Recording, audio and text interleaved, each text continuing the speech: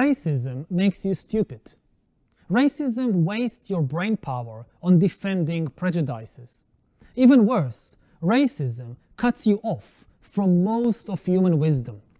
No matter to which group you belong, most things were discovered or created by foreigners. The Swiss got chocolate from the Mexicans. The Brazilians got football from the British.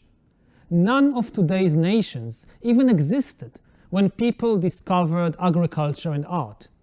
Just imagine that all your life you read books written by only people from your tribe. That's a life sentence in a mental prison. Wisdom is always a collaborative effort.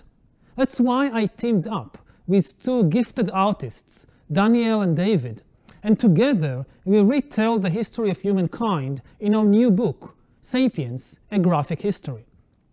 This book breaks down borders, combining the insights of many cultures, disciplines, and genres.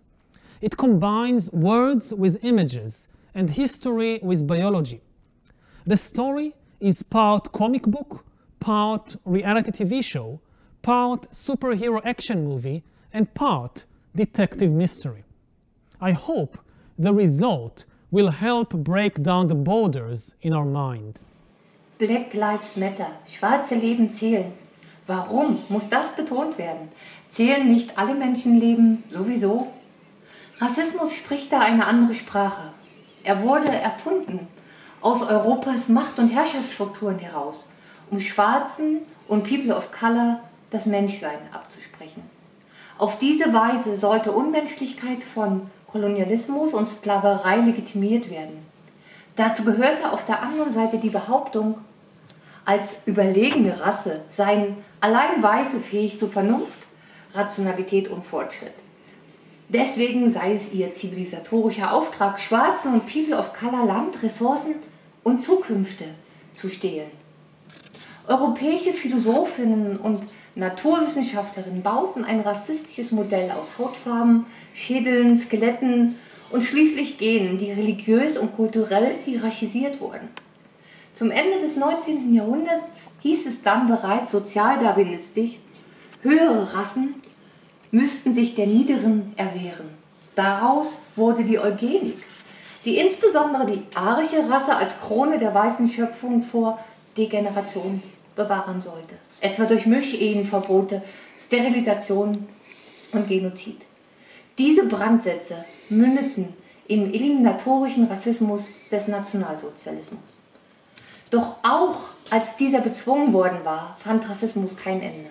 Bis heute genießen Weiße Privilegien in allen Lebensbereichen, und zwar auf Kosten derer, die rassistisch diskriminiert werden. Menschen in geflüchteten Unterkünften, aber auch in Synagogen sind sich ihres Lebens nie sicher. Racial Profiling steht symptomatisch für institutionellen Rassismus und im Alltag gibt es rassistische Mikroaggressionen, die in jede Pore der Gesellschaft hinein ihre giftigen Stiche setzen. Jedes "Wo kommst du her?" sagt auch, eigentlich bist du nicht richtig deutsch, weil du nicht weiß bist. Rassismus ist allgegenwärtig und dieser geht nicht dadurch weg, dass nicht über ihn gesprochen wird. Im Gegenteil. Nur wenn er beim Namen genannt wird, kann ihm widersprochen und widerstanden werden. Meine sehr verehrten Damen und Herren, lieber Innenminister, lassen Sie uns über strukturelle Diskriminierung reden. Strukturelle Diskriminierung, das ist das Gegenteil von Einzelfällen. Einzelfällen kann man sich vorstellen wie einzelne Perlen, die man auf eine Kette zieht. Und strukturelle Diskriminierung, ja, das ist die Perlenkette.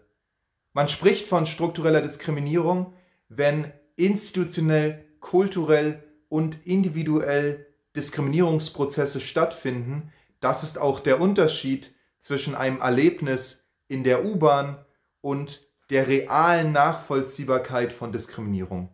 Diese Gesellschaft ist eine Gesellschaft, die strukturell diskriminiert.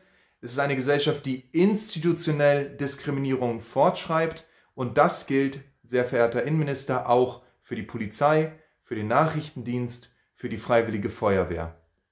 Dafür braucht es keine Chatgruppen, dafür gibt es Soziologie, dafür gibt es Wissenschaft und das ist auch die Grundlage, auf der das Institut für Social Justice und Radical Diversity seine Analysen anstellt, was ein wichtiger Impuls gewesen ist für mein Buch Gegenwartsbewältigung, in dem es um strukturelle Diskriminierung geht und Strategien, die man dagegen anwenden kann, Strategien der radikalen Vielfalt, Strategien der Desintegration und eine Strategie der jüdisch-muslimischen Leitkultur, die die Kunst und die Kultur ernst nimmt als Ort, an dem andere Perspektiven entwickelt werden.